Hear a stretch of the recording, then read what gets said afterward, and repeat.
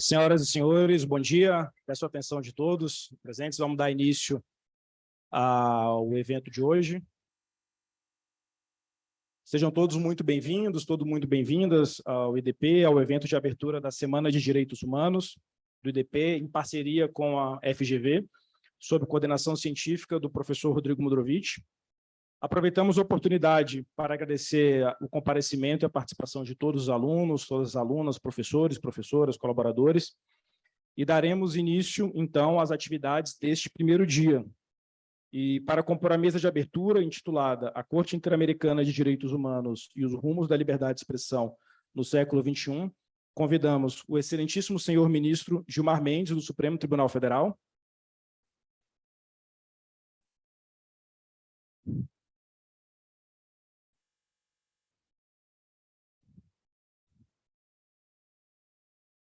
a excelentíssima senhora Carmen Lúcia, ministra do Supremo Tribunal Federal,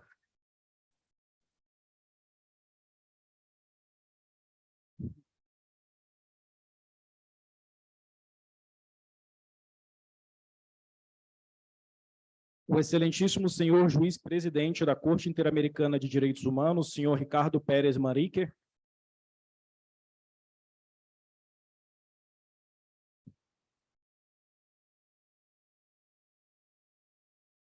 o excelentíssimo senhor Rodrigo Mudrovich, juiz da Corte Interamericana de Direitos Humanos,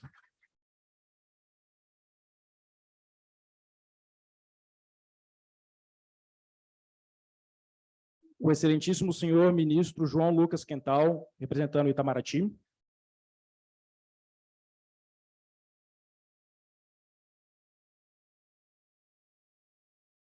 feita a composição da mesa, passamos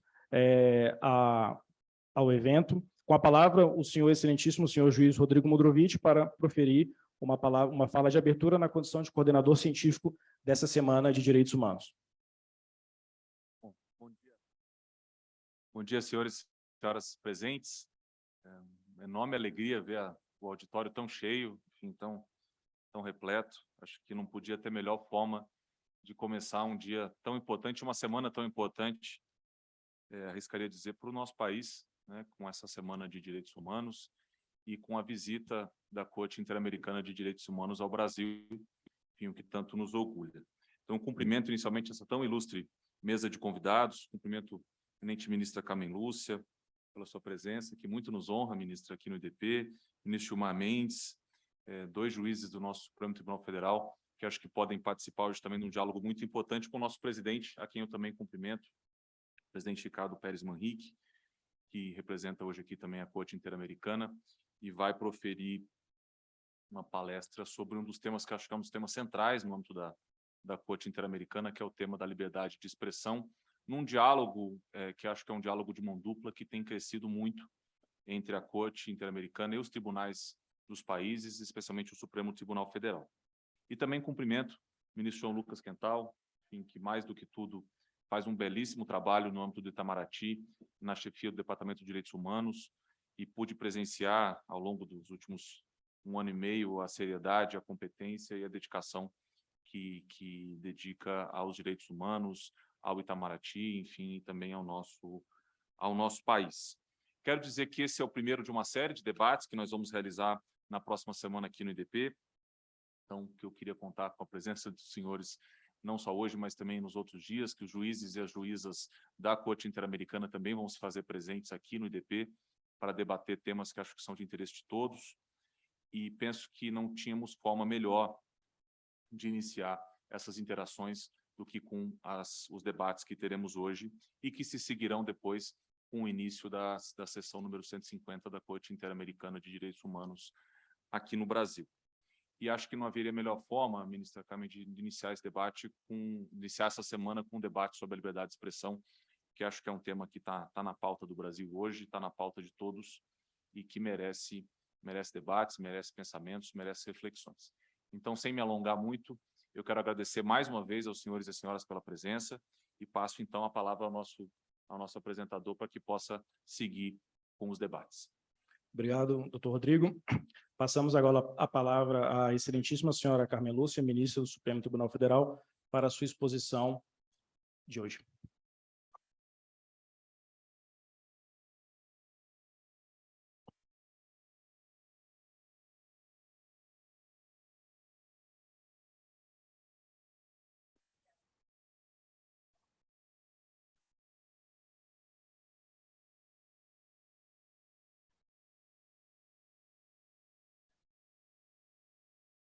Bom dia a todos. Agora, com som. Quando eu estou na frente do ministro Gilmar, ele sempre dá um jeito de eu não falar, ou pelo menos não ser ouvida. É um problema esse Supremo. A liberdade de expressão, ministro, exige microfone.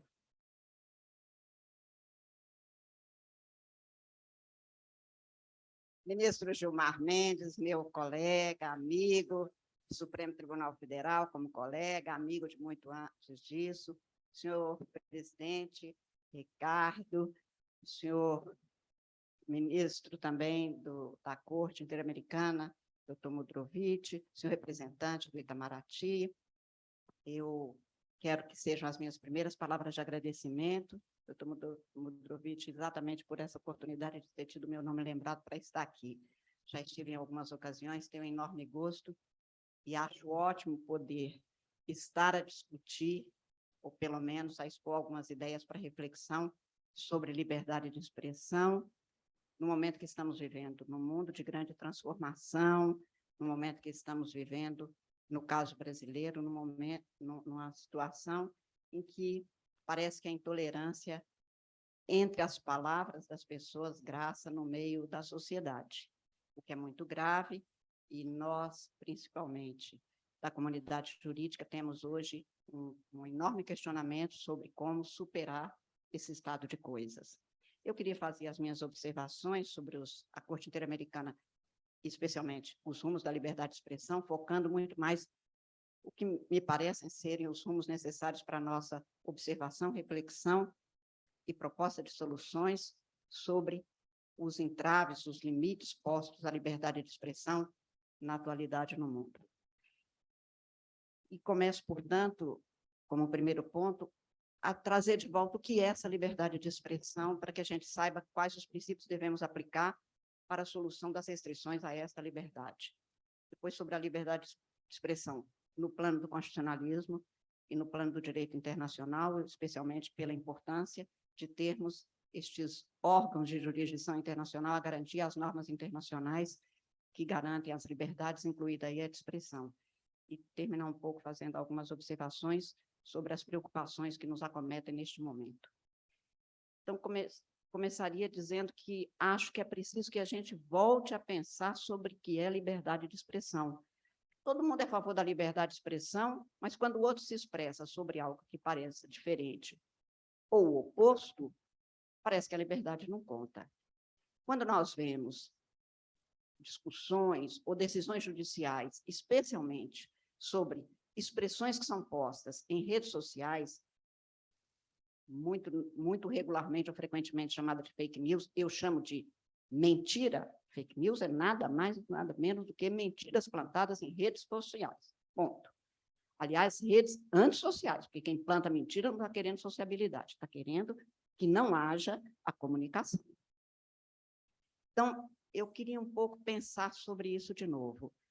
A Constituição garante a liberdade de expressão, os documentos internacionais garantem a liberdade de expressão, essa é uma conquista de sempre, e se a gente for reinterpretar desde a antiguidade, se sabe as dificuldades que houve desde sempre.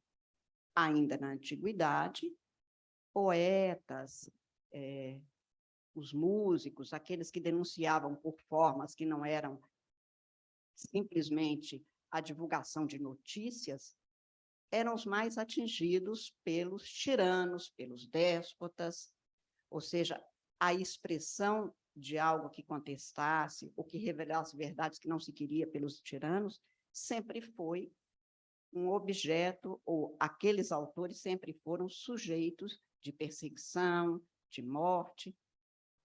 A despeito disso, nós falamos de liberdade de expressão como algo inerente ao ser humano. Preciso que a gente lembre que não é a expressão que é o objeto principal do direito, é a liberdade.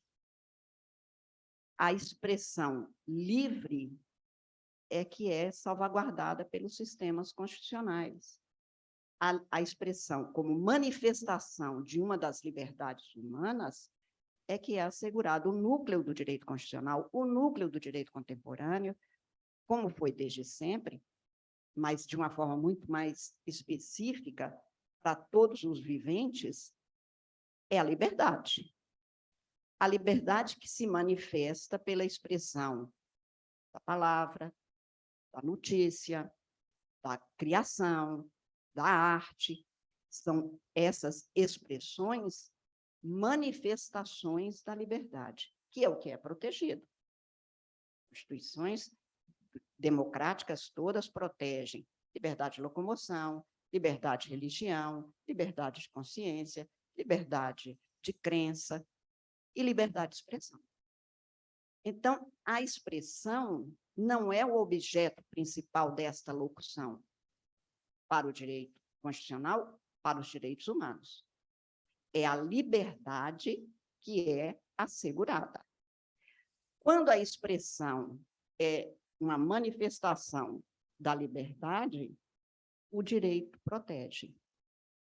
O direito protege que você, tendo direito de propriedade, pode ter um faqueiro em casa e, portanto, pode fazer uso de uma faca. Se esta faca for utilizada para você ferir alguém, ela é instrumento de crime, ponto. Ninguém discute sobre isso. Qualquer pessoa da área jurídica vai ver que, num processo, a arma do crime foi uma faca. E aqui está. Não é que eu não posso ter uma faca. Posso. Eu não posso usá-la para a prática de um crime. Para tirar a vida de alguém, para lesar alguém. Por que nós não temos o mesmo raciocínio quando se trata da liberdade de expressão? A expressão é livre e devidamente assegurada. Neste formato. Expressão como manifestação de uma liberdade. Mas se você se expressa para atingir alguém, honrando essa pessoa na sua dignidade, manifestando um preconceito que pode levar, numa determinada situação, a um tumulto, a um linchamento, a uma ferida, essa expressão é apenas também um instrumento de crime, como aquela faca. Então, é preciso que a gente, talvez, inverta um pouco, para saber que, quando uma determinada notícia falsa sobre alguém pode acabar com uma candidatura, pode acabar com a honra de uma pessoa, pode fazer com que um professor que tenha sido atingido por uma mentira plantada e que faz com que haja uma adversidade enorme contra ele, desfazendo, destruindo a sua liberdade, isto também é instrumento de um crime. Por isso, o direito penal brasileiro sempre teve as figuras da injúria, da calúnia, da difamação, e nunca ninguém imaginou que isto não era um agravo que precisava de ser devidamente coartado pelo direito. É preciso que se lembre isso, porque, felizmente, numa democracia, e nós chegamos a isso no Brasil, as liberdades são devidamente asseguradas, têm de ser respeitadas, cumpre ao Poder Judiciário fazer isso. Pelo período que nós vivemos antes da elaboração da Constituição de 1988, a censura foi abolida expressamente. Qualquer censura, não é só censura prévia, qualquer tipo de censura está proibida no Brasil, e que, quando se limita a liberdade de expressão por uma prática de censura, isto não vale. Não vale no direito, não vale na sociedade. Mas quando a expressão é contra alguém para difamar, humilhar, injuriar, mentindo, desfazendo situações em que a verdade tenha de ser posta, esclarecida, o direito não protege. Quando eu fico vendo essas divagações, muitas vezes, ou publicações, o Poder Judiciário brasileiro, acontecer algumas observações sobre isso, o Poder Judiciário mandou tirar uma determinada matéria de uma rede social porque era fake news, porque era uma mentira, porque seguramente alguém foi atingido e questionou.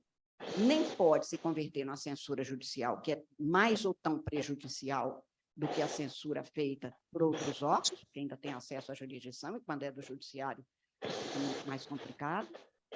Nem se pode permitir que nós aceitemos um faroeste digital de expressões inválidas, mentirosas, a fazer com que as pessoas possam ser, do ponto de vista social, mutiladas, lesadas, pode levar até a morte. Eu me lembro de uma grande artista brasileira que no início da década de 90, fez uma manifestação e ela dizia: eu que não sou política. No teatro e no início se manifestou sobre um determinado candidato. Tiveram que suspender as sessões nos períodos seguintes, porque plantaram uma série de coisas contra ela que ela dizia. Eu não tinha como começar a desmentir, porque era tudo tão absurdo. E a mentira é muito bem elaborada, na maioria das vezes ela é planejada. O que eu fiz há 15 dias atrás, não sei o que eu fiz assim, 15 dias atrás. Vou ter que pensar, vou me lembrar que eu saí e fui ao tribunal, ou não me lembro com detalhe. Quem planta uma mentira, se perguntar o que fez, sexta-feira, 19 de agosto, ou 19 de agosto de 2 anos atrás, seja qual for o dia da semana, a pessoa te dá detalhes, porque ela elaborou mentalmente aquilo. Porque aí é premeditado, planejado e executado. Como é uma ficção, é fácil de ser guardada. Às vezes, essa artista tinha razão, a verdade é difícil de ser comprovada, mas é fácil destruir, sempre é fácil destruir. Difícil é construir. Isto vale para as coisas e isto vale para as pessoas. Para você destruir um prédio de 20 andares, ponha umas bananas de dinamite que em 1 minuto aquilo cai. Para construir, você não constrói no mesmo tempo. Para construir uma vida digna, é preciso uma vida. Para destruir, bastam 5 minutos. Por isso que nós temos que zelar para que a nossa expressão e a expressão do outro seja um exercício de liberdade com responsabilidade. A sua vida é uma questão sua, mas é sempre você com o outro. A vida do outro é uma questão de todos nós zelarmos, porque amanhã você pode ser esse outro. Então, o primeiro ponto que eu gostaria de enfatizar era que liberdade de expressão é algo inerente ao ser humano. O ser humano não vive sem liberdade. Eu acho que o ser vivo não vive sem liberdade. Nenhum ser. Você prende um bicho com uma corrente, ele vai até o limite da corrente. Se você aumentar essa corrente, ele vai de novo até o limite. Porque a liberdade é inerente a nós. Mas ela se exerce com responsabilidade. Vivemos numa sociedade. Por isso ela se torna tão importante para o direito constitucional, para o direito de qualquer lugar do mundo, e por isso ela precisa de tantos cuidados no plano internacional. Estamos vivendo um tempo de enorme transformação no mundo. As falas, as expressões, que numa cidade de interior seriam há 50 anos atrás, há 60 anos atrás, uma fofoca, que tinha nas notícias uma divulgação que poderia prejudicar alguém. Hoje, por 1 minuto, numa rede social, em que às vezes não tem nenhum ser humano do outro lado, tem um bot, tem um computador, que reproduz milhares de vezes. E o conceito que você construiu de maneira honrada e digna pode ser destruído pela irresponsabilidade ilícita das pessoas.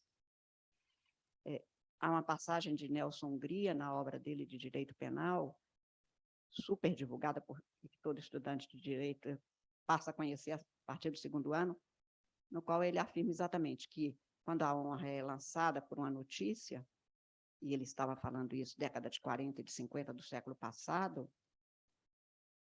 é como lançar penas de um prédio alto. Aquilo se espalha, não tem mais jeito de se recolher. Nós, do direito, trabalhávamos com essa ideia. Hoje, quando se lança alguma coisa falsa, pode ser do outro lado do mundo, a respeito de qualquer um de nós neste auditório, e isto pode se espalhar sem que precise sequer de haver uma presença de um ser humano, porque isso se multiplica pelos computadores. Então, é preciso que a gente tenha cada vez mais cuidado, porque nós podemos nos expressar mais e melhor, isso é próprio da democracia, mas que aumentou também, nesse período transformador da humanidade, de maior responsabilidade de cada um de nós.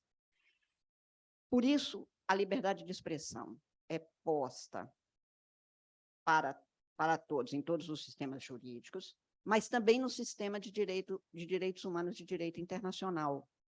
Até porque as consequências não ficam mais nos limites nas fronteiras de um determinado estado, de um determinado local. Uma fala acontece do outro lado do mundo e repercute aqui.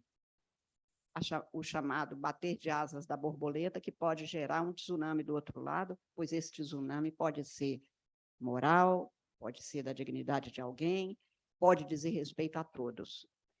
Daí a necessidade de os órgãos também de jurisdição internacional, dentre as quais a Corte Interamericana de Direitos Humanos, darem validade jurídica, política e até social. Jurídico, nós sabemos que vai haver um julgamento, uma decisão de uma Corte Interamericana, de uma Corte Europeia, que diz respeito a todos os estados que se submetem ou que integram aquela Corte. Os documentos internacionais compõem o sistema de direito interno, no caso brasileiro, por expressão da Constituição brasileira. Mas para além disso, e eu comentava há pouco com o presidente Ricardo, exatamente isso. Quando a Corte Interamericana promove um julgamento, como aconteceu, por exemplo, no caso das agressões contra nós, mulheres, e que gerou no Brasil a Lei 11.340, que é a chamada Lei Maria da Penha, foi a atuação de um organismo internacional que determinou que o Estado brasileiro tomasse alguma providência para sanar aquela falha que se repetia, de homens agredindo permanentemente as mulheres sem que houvesse sequer uma legislação específica sobre isso. Vai se dizer, continua havendo agressão, continua a acontecer na humanidade a atuação das pessoas a favor do outro e contra o outro. Isso não significa que a luta pela efetividade, pela eficácia plena jurídica e social dos direitos não será um objeto de luta permanente para fazer com que as pessoas possam realmente ter respeitados e dotados de concretude os seus direitos fundamentais. No caso da liberdade de expressão, como nós nos comunicamos permanentemente, como estamos vivendo num mundo, numa realidade em que a multiplicação de informações, a multiplicação das formas de exposição das ideias se dá até mesmo com a ausência do ser humano, como eu lembrava, é certo que nós temos que ter outros instrumentos, talvez, no plano nacional e no plano internacional, para fazer com que haja a validade, a eficácia da liberdade de expressão. No caso da Corte Interamericana de Direitos Humanos, nós tivemos, desde a década de 90 do século passado, uma série de decisões que repercutiu nos estados que integram essa Corte, e não apenas em relação a uma pessoa, mas a todo um povo, como se deu, por exemplo, quando o Chile impediu um determinado filme, no caso era A Tentação de Cristo, e a Corte Interamericana, em 2001, determinou e considerou que o Chile tinha violado a liberdade de expressão. Isto já teve repercussão no Brasil, quando há uns 3 anos atrás, também um filme nacional foi, num período de Natal, tolhido, impedido de ser devidamente divulgado e passado, e se lançou mão deste precedente da Corte Interamericana. Mas também porque a liberdade de expressão é muito mais atingida nos governos autocráticos, nos governos autoritários. E é preciso que haja esses organismos internacionais para proteger, por exemplo, o jornalismo, que é a expressão pela imprensa, a divulgação de notícias que faz com que a liberdade possa se exercer criticamente com pleno conhecimento dos casos. E estes organismos internacionais, como a Corte Interamericana, é que nos dá rumos cada vez mais propícios para que haja atuação jurídica com eficácia plena das decisões tomadas, mas também para que haja uma mudança de políticas internas para que o Estado seja constrangido, se não a cumprir com a eficácia plena dessas decisões, tenha o constrangimento de ter de conviver com estados que sabem que ele não se compadece, que ele não aquece com os direitos fundamentais, e com isso nós tenhamos uma mudança de comportamentos políticos. Eu diria que estamos no rumo de cada vez maior liberdade de expressão, porque acho que ninguém duvida que a democracia é um direito fundamental. Paulo Bonavides dizia que é um direito fundamental de 3ª ou de 4ª dimensão. Eu digo que é o primeiro dos direitos fundamentais porque não se cogita de liberdade num Estado autoritário. Ditadura nem cogita de liberdade.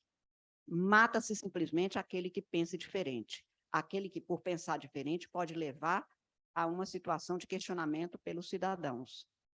Ditadura não gosta de barulho, ditadura gosta do silêncio medroso. Impõe-se pelo temor. Por isso é que a democracia que está posta no artigo 1º da Constituição Brasileira, República Federativa do Brasil, formada pela União Indissolúvel de Estados, Distrito Federal e Municípios, constitui-se em Estado democrático de direito.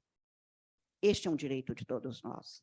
Todas as vezes que se falar contra a democracia, está se falando contra todos os direitos que são democraticamente postos e impostos ao cumprimento, não apenas de nós, servidores públicos, mas de todos os cidadãos. Mas, por isso mesmo, nós que somos obrigados, funcionalmente, a dar cumprimento às liberdades democráticas, temos de considerar que nós vamos fazer isso junto com todos os cidadãos. Todas as formas de censura são proibidas, no caso brasileiro, por norma expressa da Constituição, mas toda a censura judicial, como eu disse, ainda é pior, quando o cidadão acede à jurisdição, acessa a jurisdição e não tem uma resposta adequada. Por isso é que a censura judicial é mais perigosa do que outras formas de censura, e nós precisamos também de fazer com que ela não tenha lugar no Brasil. Nem sequer, portanto, e em cada caso que seja devidamente levado ao Poder Judiciário, vai se verificar, nem sequer um Estado de responsáveis, uma sociedade de pessoas inconsequentes na sua forma de exercer sua liberdade, nem se pode aturar, não é nem tolerar, não se pode aturar nenhum tipo de atuação que seja contrária à liberdade de expressão. Eu caminharia para o final afirmando duas coisas. Primeiro, estamos num tempo em que as pessoas eu poderia dizer, comunicam-se mais porque as formas de comunicação são maiores. A internet aí está oferecendo todas as possibilidades e instrumentos. Não é o que eu acho. Eu tenho dito, ministro Gilmar, que quando eu era menina, minha mãe dizia, fala alta, morava no interior de Minas, e era parede meia contra a casa, ela dizia, fala baixo que as paredes têm ouvido. Agora, eu tenho vontade de dizer para os meus sobrinhos, fala alto que os ouvidos têm paredes. Todo mundo fala e ninguém escuta. O tal do WhatsApp é uma coisa impressionante. A gente pergunta, você saiu ontem? Choveu em São Paulo. Disso que eu estava falando. As pessoas não escutam, não veem, cada um fala sozinho. É uma autodeclaração permanente. Isso não é um exercício de liberdade. Isso não é uma boa comunicação. Aprimoraram-se os instrumentos de comunicação. A comunicação humana está até num período muito pior. Ninguém quase escuta ninguém. E se for, então, alguém diferente, para falar apenas dos meus alunos da PUC de Minas, eu digo que cada um está no seu nicho, na sua tribo, mas se tiver uma tribo diferente, daí a pouco vai ter problema. Como se não fosse dessa riqueza que nós vamos tirar uma humanidade melhor. E, principalmente, que cada um de nós se desenvolve, porque alguém pode te apresentar uma ideia tão nova que mostra que a sua estava errada. É pela expressão do outro que o meu pensamento se completa. O diferente é só diferente, não é adversário, menos ainda inimigo. É para isso que nós temos garantido nos sistemas constitucionais a liberdade de expressão, para que todo mundo possa livremente se expressar e, com isso, se dar cumprimento a um outro princípio democrático da Constituição, que é o pluralismo político. Se todo mundo fosse igual, nem precisava desse tipo de garantia principiológica. Por isso, eu termino dizendo que, em primeiro lugar, acho que as liberdades tendem a se ampliar na medida em que o ser humano se abra mais à liberdade do outro. Ninguém sozinho é livre. Robinson Crusoe, na ilha, não cogitava de liberdade nem de direito, e a gente aprende isso no primeiro ano, no primeiro semestre de direito. Ninguém cogitava disso. Quando chega a sexta-feira, aí eu preciso de saber como é que nós vamos nos relacionar.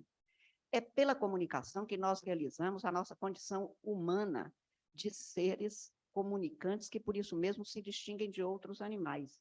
E hoje até estudos que os próprios animais se comunicam. E aqueles que têm animais domésticos dizem, o meu cachorro me entende melhor do que o meu melhor amigo. Ah, bom, então, aí eu não sei, daqui a pouco vão dar um WhatsApp para um cachorro, eu já tenho até medo do que isso vai gerar. Porque, na verdade, é que falta comunicação ainda grandemente por ausência de um respeito pleno ao que é a expressão livre de alguém para a realização da sua humanidade. Apesar deste momento em que todo mundo tem um celular, mas nem todo mundo quer falar com o outro, quer apenas falar consigo mesmo, a despeito de uma tendência como essa, e no caso brasileiro, que é a minha principal preocupação, eu digo que é preciso que nós nos eduquemos democraticamente, para que a gente aceite a liberdade do outro como algo que vai realizar a possibilidade de você também ser livre. Não há liberdade de cada um se não for no conjunto de todos os seres de uma sociedade. Eu confio em que cada um, especialmente de vocês tão jovens, seja capazes de se abrir, e não é abrir apenas as portas da casa, nem as portas nos espaços públicos. Abrir as portas do próprio coração e da cabeça para ouvir o outro e saber que é com esta completude humana que nós vamos ter o princípio da dignidade humana devidamente cumprido. Nós somos uma sociedade, no caso brasileiro, ainda de muitos invisíveis e invisibilizados. E eu vou terminar contando exatamente sobre isso com uma pessoa a quem eu até dediquei um trabalho, Dona Geralda, que me ganhou um prêmio há uns anos atrás, em Nova York. Ela era uma das criadoras de um movimento, hoje mais comum no Brasil, dos catadores de papel. E ela era de uma região de Minas, das Minas Gerais, mas das Minas, que é a região do chamado quadrilátero ferrífero. Como ela vivia perto de uma mina, o pó da mina cobria, ela vivia em situação de rua, e ela me dizia, na ocasião eu era procuradora, ninguém me via, porque as pessoas confundiam na hora que me olhavam o que era o resto e a cinza que saía das minas conosco que estávamos ali mendigando por alguma coisa. Foi para Belo Horizonte com a mãe e ela foi morar embaixo de um viaduto. E ela dizia, as pessoas não nos olham, são caixas, caixotes, tudo junto ali, e tudo era lixo. E aí elas começaram a fazer esse movimento que criou a Associação dos Catadores de Papel, e começaram, então, a se organizar, e, enfim, estudou. E quando essa associação foi premiada em Nova York, ela voltou e esteve no meu escritório.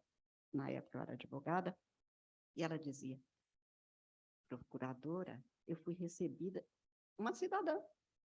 Todo mundo me olhou, todo mundo me viu. Era a primeira vez que eu era vista. E hoje eu falo com os meus alunos, é preciso que todos saibam que cada ser humano existe, deve ser visto, deve ser ouvido pelo outro. É pelo ouvido e pela visão que nós aprendemos, basicamente. É dessa forma que nós vamos conseguir ter respeito à dignidade do outro, mas, principalmente, quem não respeita o outro não se dá o respeito. E, como diria Zé Rebelo, no Grande Sertão Veredas, esse é o respeito. Eu acho que quando cada um de nós respeita a democracia, respeita a Constituição e faz valer a liberdade do outro, e faz da expressão do outro uma extensão, uma possibilidade da sua própria liberdade, ele se dá o respeito. Eu confio que cada um de vocês será isso, alguém que se dá o respeito e que respeita o outro. Muito obrigada.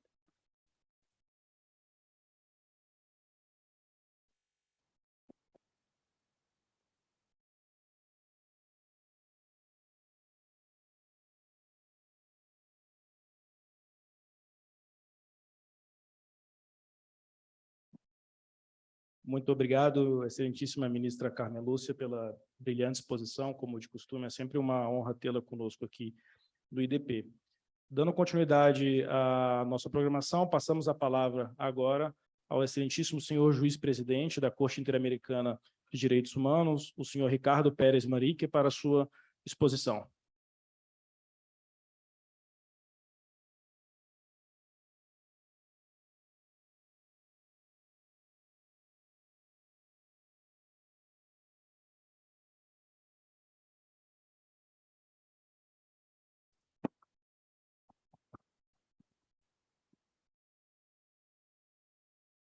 Buenas tardes, buenos días a todos y a todas. Lamento no poder hablar en portugués, trataré de hablar lentamente en español. Ministra Carmen Lúcia, ministro Gilmar Méndez, juez Rodrigo Mudrovich, ministro João Lucas Pinheiro, alumnos y alumnas de esta institución. Yo escuchaba recién a la ministra con una verdadera demostración y perspectiva de vida y de humanismo, haciendo referencia al tema de la libertad de expresión, y se me vino inmediatamente a la mente algo que sucede en tiempo real. Ustedes saben que en esta semana fue agredido el escritor Salman Rushdie, de nacionalidad iraní, por haber emitido un juicio, haber escrito un libro que se llama Versos Satánicos, en el cual supuestamente infería una grave blasfemia al Islam, por lo cual fue condenado a muerte de por vida. Y varios años después, alguien intenta ejecutarlo, lo ha herido gravemente, justamente ¿por qué? Por haberse expresado libremente desde el punto de vista artístico sobre una determinada situación sin intención de ofender a nadie. Este hecho llama a la reflexión por cosas que están pasando en el mundo y en la región continuamente. Hoy, América Latina es el continente más peligroso. En América Latina, perdón, la profesión de periodista es la profesión más riesgosa desde el punto de vista de riesgos para la integridad personal, para la libertad, etc. Esa es la trascendencia que tiene la libertad de expresión desde el punto de vista humano. La Corte Interamericana ha tratado a lo largo de su historia, de sus más de 40 años de historia, numerosos casos vinculados con libertad de expresión.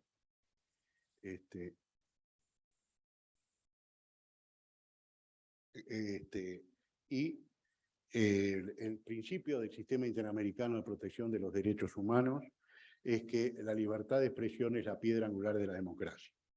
Y esto que estuvo en el discurso precedente, a mí me parece que es uno de los elementos fundamentales de los enfoques que la Corte ha realizado respecto de libertad de expresión. Es decir, ¿cuáles son los ejes centrales del Sistema Interamericano de Protección de Derechos Humanos? Son Estado democrático de derecho, vigencia a la democracia representativa y respeto por los derechos humanos. Si no hay respeto por los derechos humanos y si no hay Estado de Derecho, se está viviendo, como dijo la ministra, en un régimen autoritario. El elemento central dentro de la Convención Americana sobre Derechos Humanos es el artículo 13 de la Convención, que dice que toda persona tiene derecho a la libertad de pensamiento y de expresión, y la libertad de pensamiento y expresión consiste básicamente en buscar y recibir información. ¿En qué condiciones? El único tratado internacional que establece la prohibición absoluta de censura previa es la Convención Americana sobre Derechos Humanos. El Pacto de Derechos Civiles y Políticos y la propia Declaración Universal no establecen esta prohibición absoluta de censura previa. Lo que buscar y recibir información. Y acá queremos dar una dimensión de cuáles son los efectos o la trascendencia que tiene la jurisprudencia de la Corte Interamericana de Derechos Humanos, mucho más allá de involucrar o no a países concernidos, o sea, a países que han sido parte de un proceso seguido ante la Corte Interamericana. Es decir, en el año 2006, la Corte dicta la sentencia en el caso Claude Reyes versus Chile, donde la Corte dice existe un derecho a recibir información y existe un derecho al libre acceso a toda la información pública, y el principio es que esa información sea lo más amplia y extensa posible, donde la excepción debe ser la restricción de la información. Piensen ustedes, periodismo de investigación, la posibilidad de denunciar grandes crímenes cometidos desde el Estado, ¿qué sería si no hubiera libertad de acceso a la información de la que dispone el propio Estado? Cuando en el 2006 la Corte dicta esa sentencia, había 3 países en la región que tenían regulado el acceso a la información pública a través de leyes específicas. En el año 2019, es decir, varios años después de la sentencia, pero no tanto, hay solamente 4 países en la región que no tienen ley de acceso a la información pública. Esto es decir, dictado de la Corte Interamericana, que han tenido cambios estructurales respecto del resto de los países. Respecto a cuáles son las responsabilidades si no hay censura previa, es decir, el artículo 13 de la Convención Americana establece que, es decir, solamente puede haber responsabilidades ulteriores que tienen que estar regidas por 3 principios: el fin legítimo de la restricción, el origen legal, es decir, legal en sentido formal y material, y, en tercer lugar, ser estrictamente necesarios a una sociedad democrática. Es decir, tienen que ser proporcionales, tienen que ser idóneos y que además tienen que ser absolutamente necesarios. En el ejercicio de la función consultiva, la Corte Interamericana dictó una de sus primeras decisiones jurisdiccionales en el área consultiva, es la colegialización obligatoria de periodistas, que es del 13 de noviembre de 1985. Allí la Corte dijo que si una sociedad no está bien informada, no es plenamente libre. Y la Corte señala la necesidad imprescindible de que la libertad de información y la libertad de expresión sean absolutamente protegidas, porque son la forma de permitir en un Estado democrático de derecho que haya realmente debate democrático y debate libre. Y esto es absolutamente trascendente, que en las sociedades debe haber circulación de ideas. Y muchas veces, acá se puso recién el ejemplo de las redes sociales, en las redes sociales no hay circulación de ideas y no hay debate, sino que lo que hay son afirmaciones contundentes con la pretensión de ser la verdad absoluta. Y esto es uno de los grandes riesgos que presentan las redes sociales.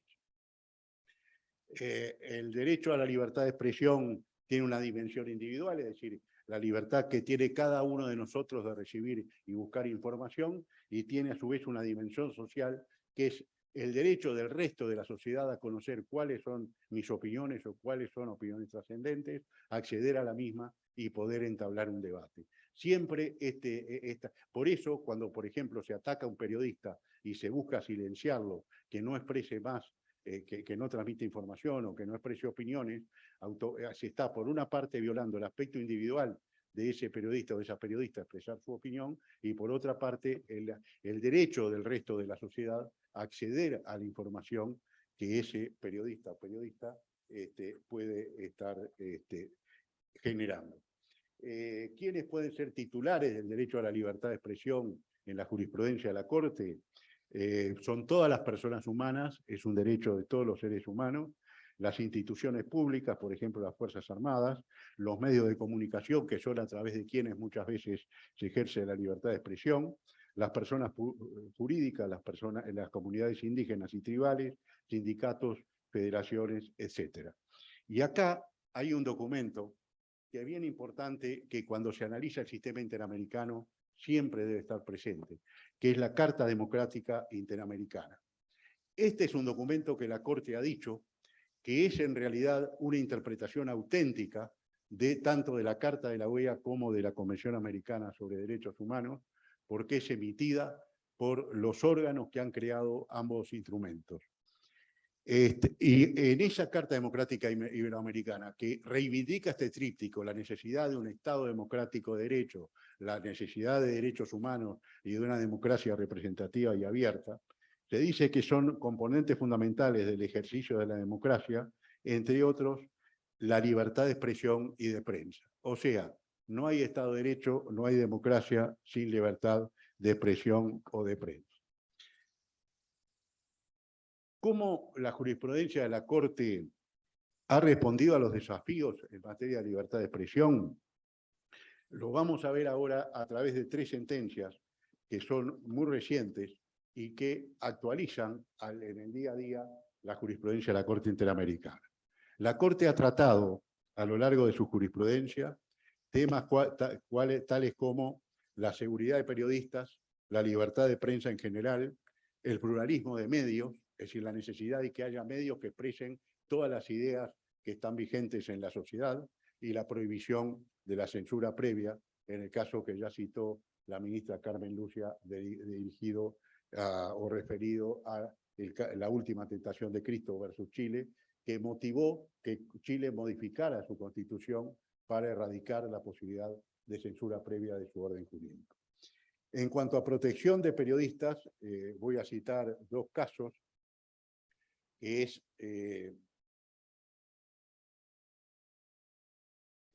Vélez Restrepo y familiares versus Colombia, y Carvajal y otros versus Colombia. Vélez Restrepo es un periodista que está transmitiendo una información, que es acosado, que se le quita todo el material informativo que tenía y que finalmente tiene que abandonar Colombia porque no puede ejercer su profesión de periodista.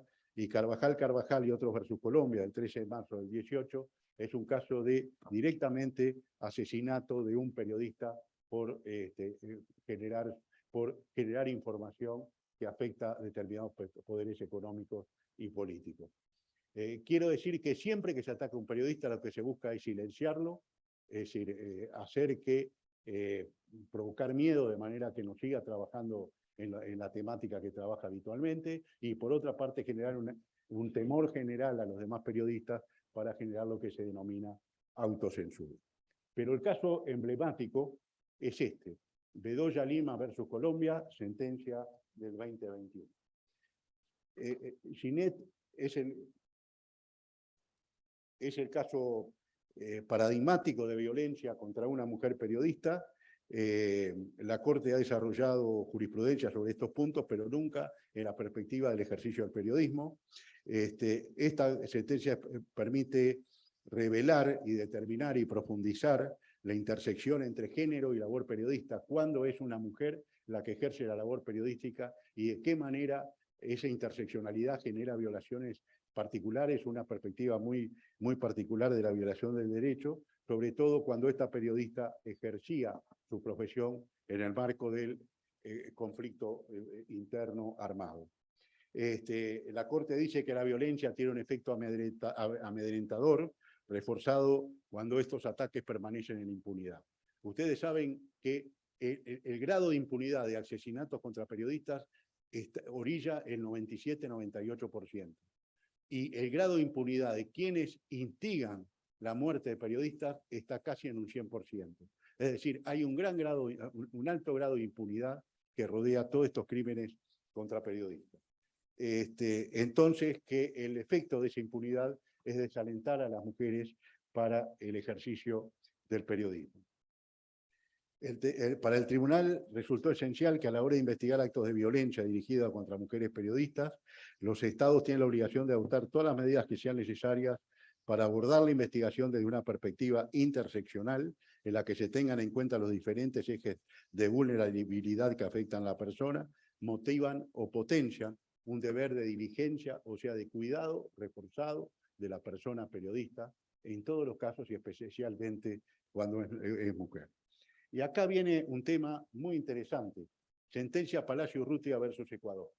Les cuento en qué consiste el caso. El caso consiste en que el presidente de ese entonces del Ecuador, el economista Rafael Correa, denuncia a un periodista, Palacio Urrutia, y a un medio, El Universo, porque dice que han publicado un artículo difamatorio que se llama No a las mentiras. La consecuencia de la denuncia es que una denuncia penal, la denuncia penal culmina con una condena de prisión al periodista y al director del medio y con una sanción de $30 millones más $20 millones en carácter resarcitorio. Ustedes se dan cuenta que una condena de este tipo deja fuera del juego del intercambio de ideas a un medio periodístico y a un periodista, porque nadie puede cumplir una condena de ese nivel. Y acá la Corte se plantea por segunda vez la cuestión de si perseguir penalmente a periodistas, que es la medida más restrictiva a la libertad de expresión, procede en todos los casos y en cuáles casos no debería proceder. La Corte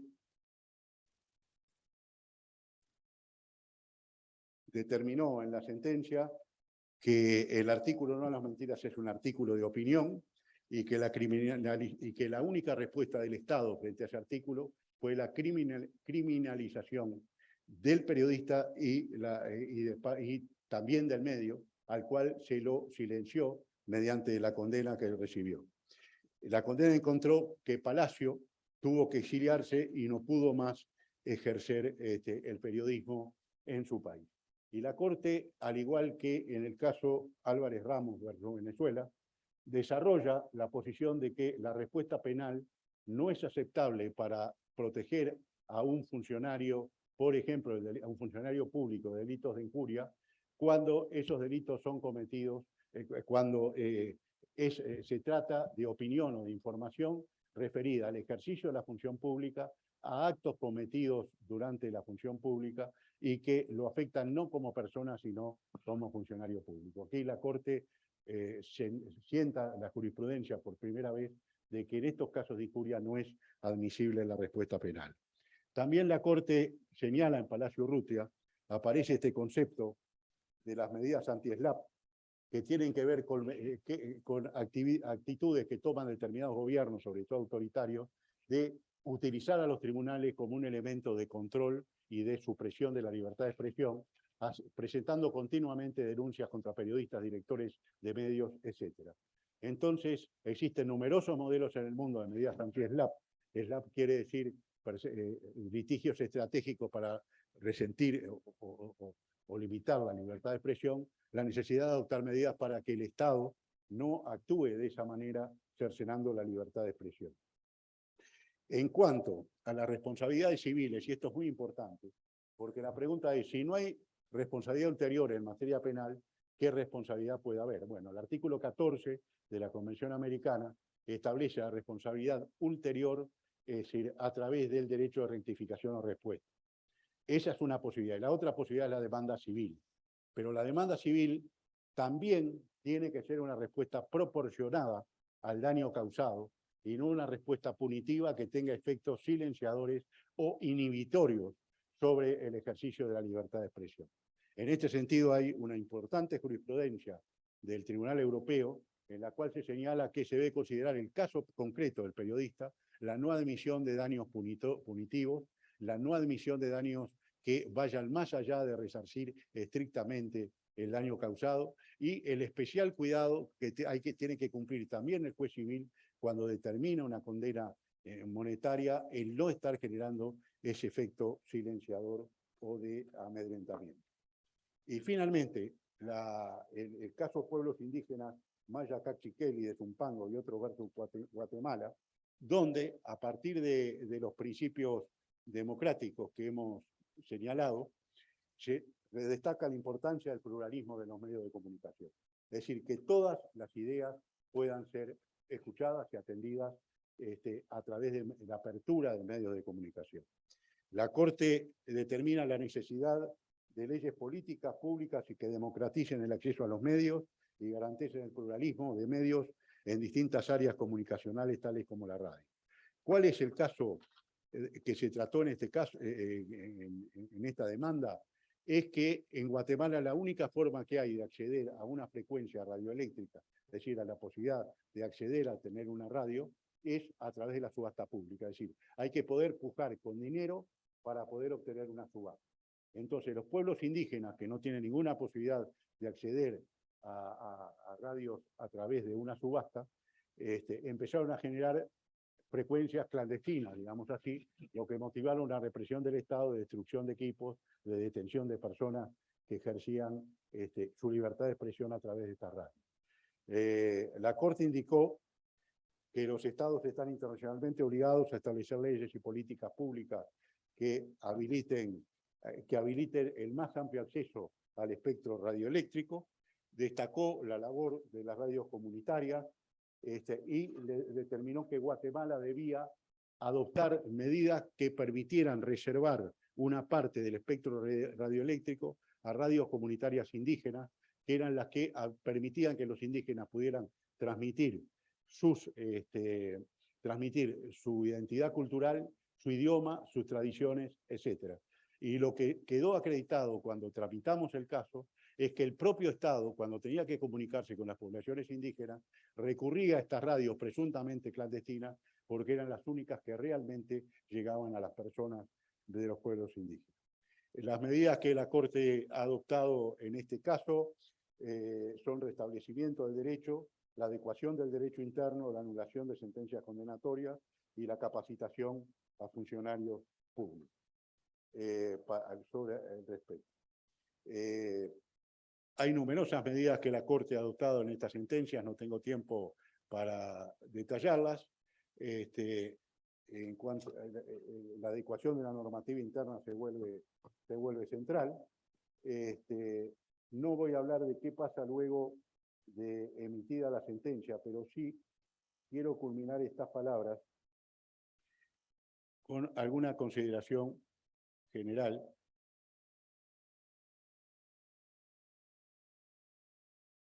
Acá. Ustedes saben que, es decir, yo les leí a ustedes parte del artículo 13 de la Convención Americana.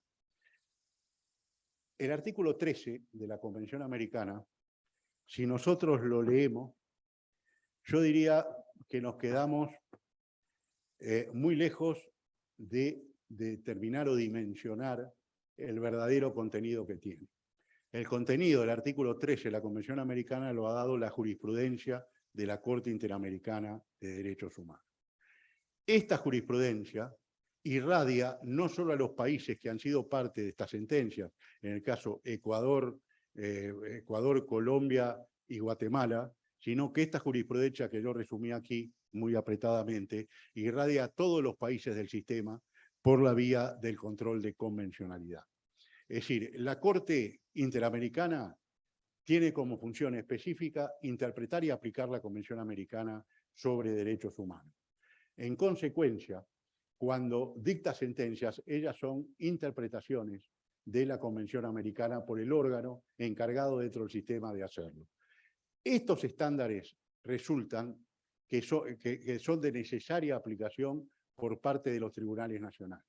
Los tribunales nacionales no pueden exigir que haya una sentencia que se dicte directamente contra el país para asumir como propios esos estándares en la interpretación y aplicación de su derecho interno.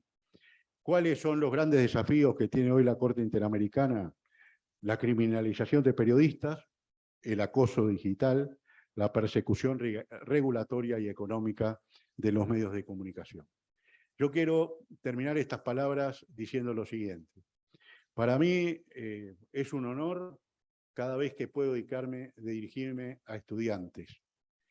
¿Por qué es un honor? Porque creo que en manos de ustedes, que van a ser los futuros y futuras operadores y operadoras del derecho, se encuentra no solo el destino de nuestras sociedades, sino también el destino de los derechos humanos, del Estado de Derecho y de la democracia.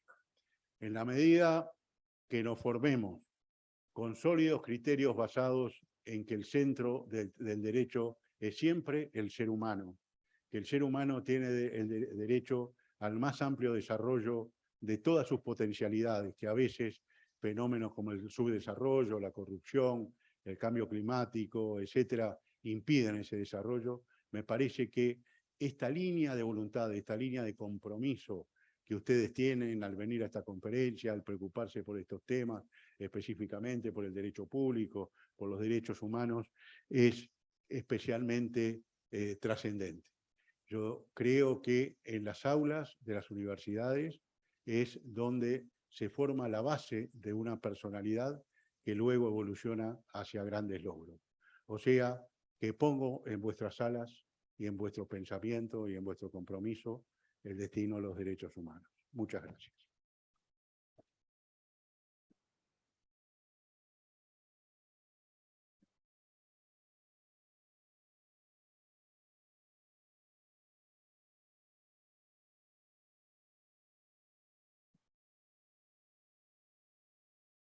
Muito obrigado, excelentíssimo senhor juiz-presidente da Corte Interamericana de Direitos Humanos, senhor Ricardo Pérez Marique. Certamente o conhecimento e o debate sobre as experiências da Corte são de fundamental importância para o desenvolvimento da comunidade acadêmica brasileira e especificamente do UDP. Novamente agradecemos imensamente a contribuição. Passamos agora a palavra ao excelentíssimo senhor ministro do Supremo Tribunal Federal, senhor Gilmar Mendes.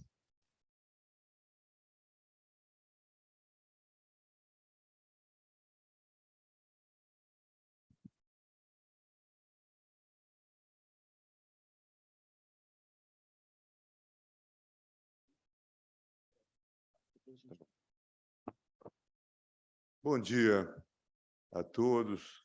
Cumprimentar todos os senhores, cumprimentar senhoras e senhores, cumprimentar minha colega e amiga Carmen Lúcia, cumprimentar especialmente o juiz Manrique, presidente da Corte Interamericana, que nos trouxe, como nós vimos, abordagens muito interessantes e que certamente hão de despertar muito interesse nos nossos grupos de estudo. Cumprimentar o senhor ministro, representante do Itamaraty, e também o nosso colega do IDP, professor Rodrigo Modrovici, que hoje, para muita satisfação nossa e orgulho, integra a Corte Interamericana, que exerce, como nós vimos, um papel extremamente importante. Na conversa preliminar que tive com o senhor presidente da Corte Interamericana, eu destacava o diálogo que temos no Supremo Tribunal Federal, temos tentado manter com a jurisprudência da Corte Interamericana. Um caso que certamente os senhores estudam nos nossos manuais é o caso da prisão por dívida do devedor, do chamado depositário infiel. Depois de um debate de décadas, esse tema foi resolvido com base no entendimento da Corte Interamericana e com base nas normas do Tratado Internacional. E foi uma decisão que teve uma grande repercussão, como nós podemos imaginar, no setor de direitos humanos. Aqueles que eram fictamente considerados depositários infiéis tinham como consequência, ao fim e ao cabo, por conta da inadimplência, a prisão, a chamada prisão civil. E o Supremo Tribunal Federal, nesse caso, até com uma contribuição muito enfática de minha parte, seguindo uma abordagem que tinha ficado vencida inicialmente do ministro Sepúlveda Pertence, entendeu que as convenções de direitos humanos tinham um status supralegal, ainda que infraconstitucional. E com essa construção, nós conseguimos avançar numa temática e abrir em Sanchas veredas para novas abordagens nesse tema.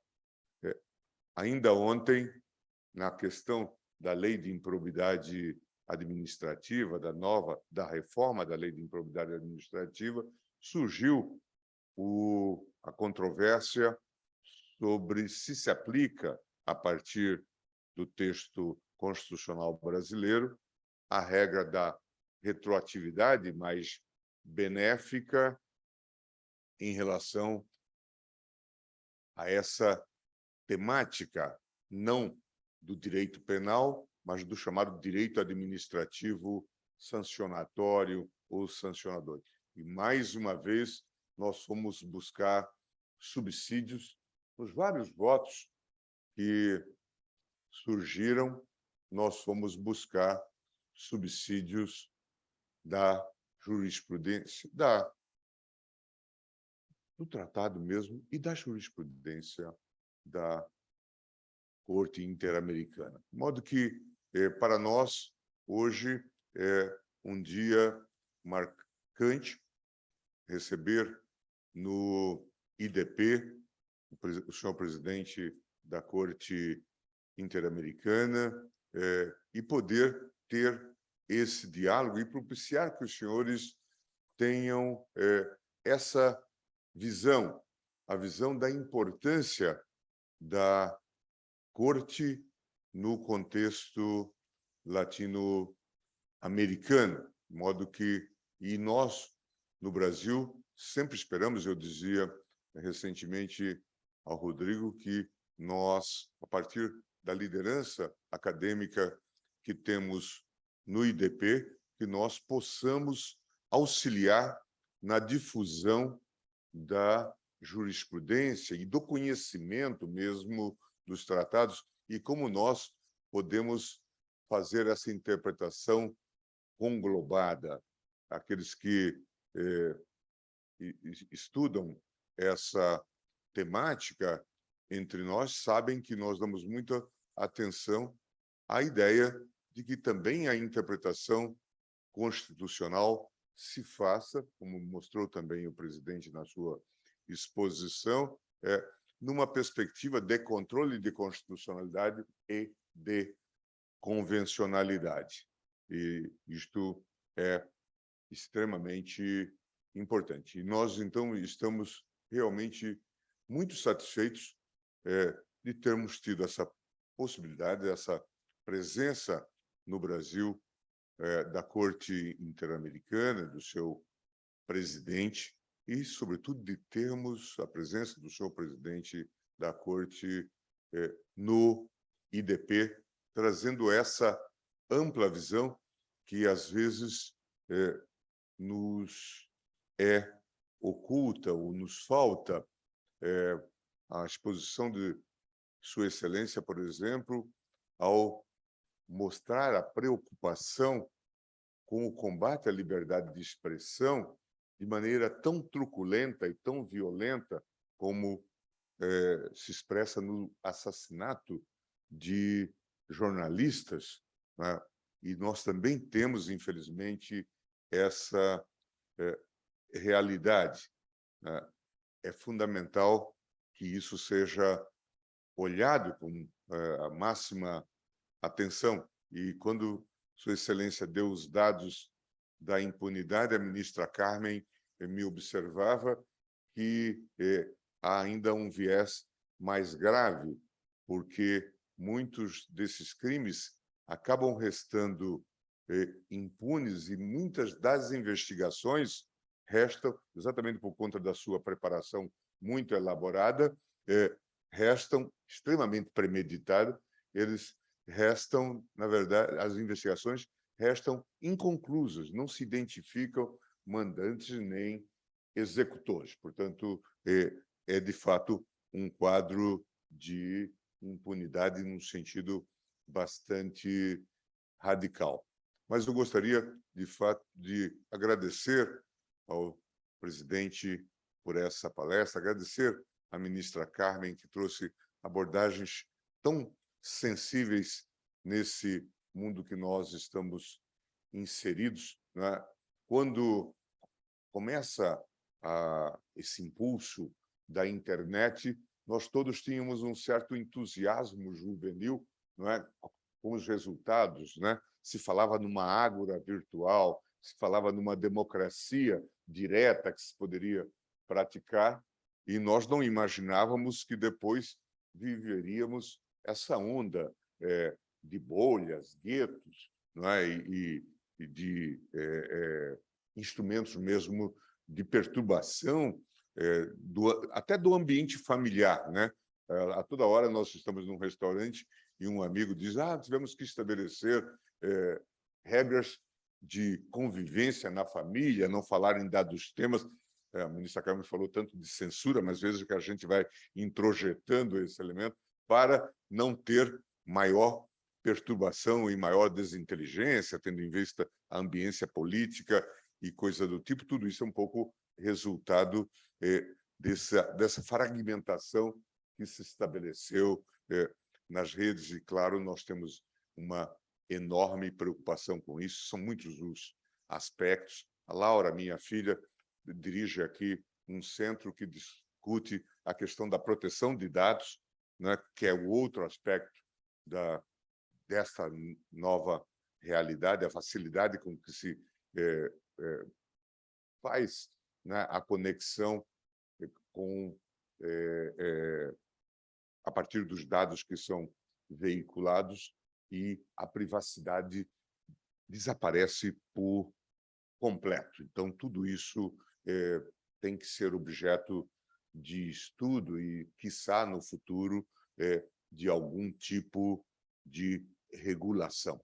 Gostaria, de fato, de dizer a todos vocês, deixar nosso muito obrigado, o agradecimento do IDP. Certamente tivemos uma manhã extremamente marcante. Os jovens que aqui estão, os nossos estudantes, certamente daqui a 10 anos estarão aí desenvolvendo teses, escrevendo trabalhos, e certamente é um de se lembrar deste dia e dos impulsos que tiveram, das sugestões que, de certa forma, receberam a partir das abordagens que aqui se fizeram. Eu sempre conto esse episódio. A minha primeira tentativa de doutorado na Alemanha foi na Universidade de Bonn. E, para ser aceito no doutorado, eu tinha que fazer umas matérias do curso regular de graduação: direito penal, direito privado e também direito público, direito constitucional. E fui com o objetivo de estudar direito privado. Então, fiquei lá trabalhando e me dedicava muito a isso. Imaginava fazer algum trabalho sobre direito do consumidor. Acho que nunca escrevi trabalho sobre direito do consumidor. Depois a minha filha escreveu algo sobre isto e tal. Mas fui assistir a aula de um professor de direito constitucional, professor Klaus Schleich, um notável expositor, que escreveu uma obra também muito conhecida. Há obras traduzidas para o espanhol, do professor Klaus Schleich, mas escreveu uma obra muito conhecida na Alemanha sobre a Corte Constitucional alemã. E lá ele começou a abordar aspectos do processo constitucional que eu vi que não tinha abordagem no Brasil. E, a partir de 1, 2 aulas, eu mudei completamente de planos e passei a dizer: eu vou estudar direito constitucional. Por isso que eu acho importante esses encontros, por conta dessas inspirações. Hoje, no nosso sistema, como eu já disse, nós trabalhamos muito com a questão das convenções internacionais, especialmente as convenções de direitos humanos, e tentamos fazer aquilo, professor Manrique, que os espanhóis fazem muito bem, que é a ideia do chamado bloco de constitucionalidade, fazer um consórcio entre a interpretação da Constituição associada também à Convenção de Direitos Humanos. E muitas vezes avançamos nesse sentido, e o Supremo tem feito esse experimento institucional com muito êxito, e esperamos que a sua visita nos estimule ainda mais a prosseguir nesse trabalho e nessa faina. Muito obrigado a todos.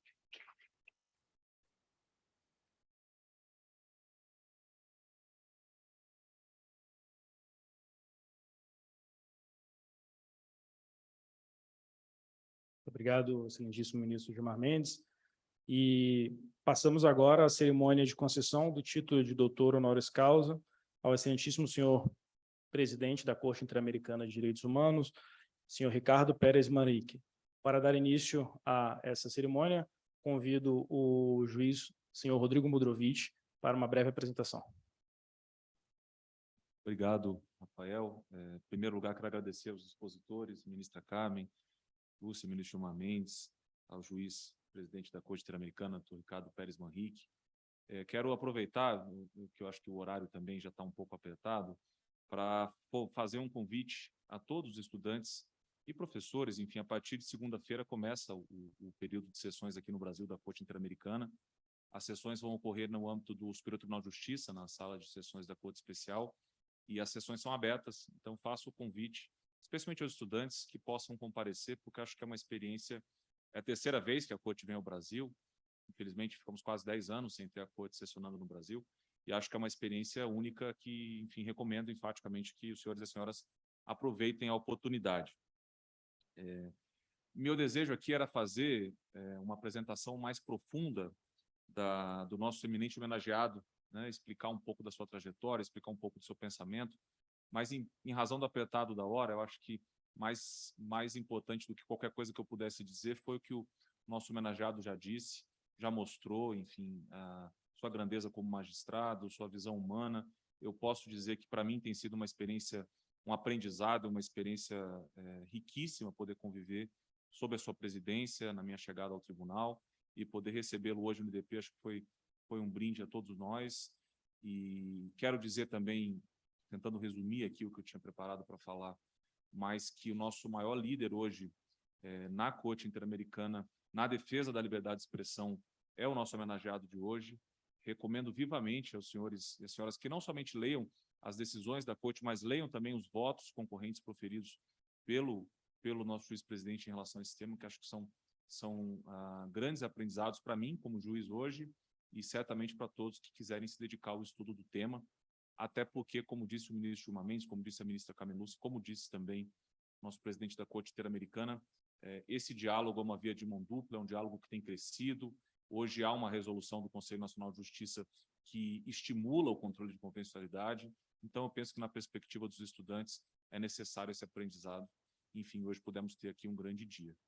E passo, então, sem mais delongas, a palavra ao nosso condutor, para que o ministro Gilmar Mendes possa fazer, então, a entrega do nosso título, da nossa homenagem ao presidente da Corte Interamericana de Direitos Humanos.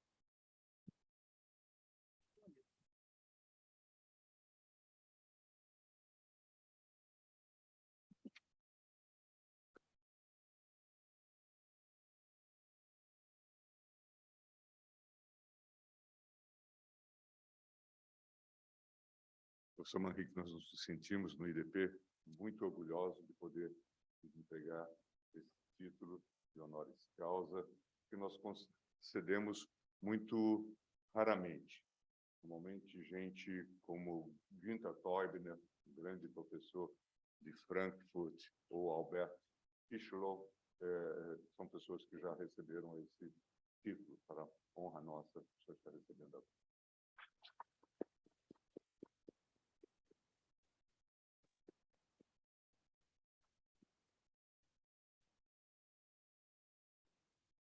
Muchísimas gracias, señor ministro. Muchas gracias a IDP. Esto yo lo tomo como un reconocimiento a 40 años de trabajo de la Corte Interamericana de Derechos Humanos y como un reconocimiento a lo que hemos abrazado desde nuestros primeros años como una lucha permanente por el ser humano y por hacer efectivo que ese ser humano crezca, se desarrolle conforme a todas sus potencialidades y en el ámbito del derecho y del respeto a los demás. Muchas gracias.